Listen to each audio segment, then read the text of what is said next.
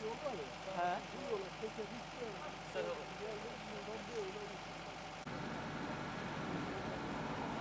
Abi ne çiğ var ha? Ne?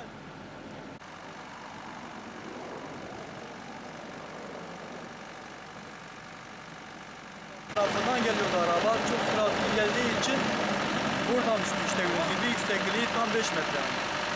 Gördüğüm bu kadar. Kaç tane araba vardı? 4 kişi vardı duyduğuma göre içeride. Evet.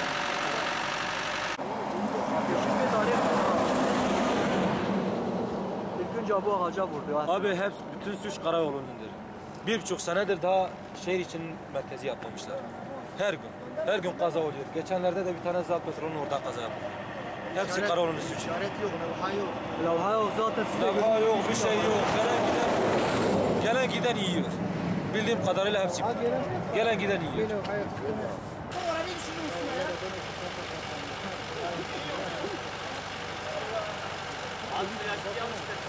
Olmaz oğlum, böyle o tarafa takacağız. Başka bir tarafa.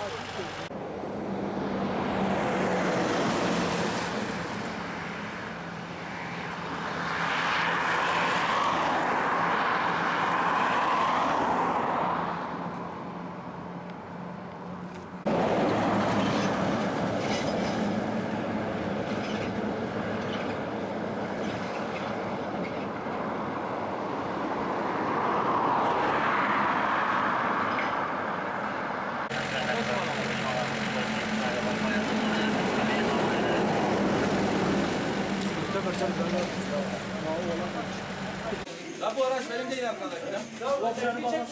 Ya bir tanesini içinde zaten kontakla nokta var.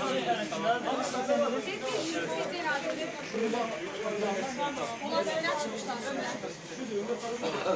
Ömer Faruk karşıdan kimin karşıydı? En geride. Daha yanında. Bu hangi amlasa gidiyor? En arkadaki. Bekle çıkar istersen aşağı önce setleyelim.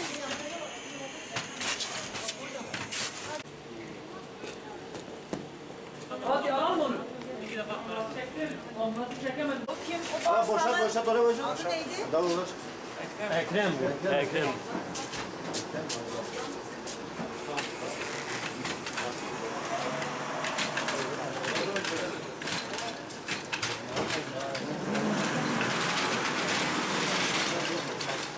Tamam.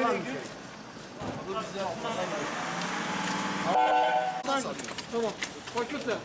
Fakülte. Hadi fakülte. Hadi. Hadi.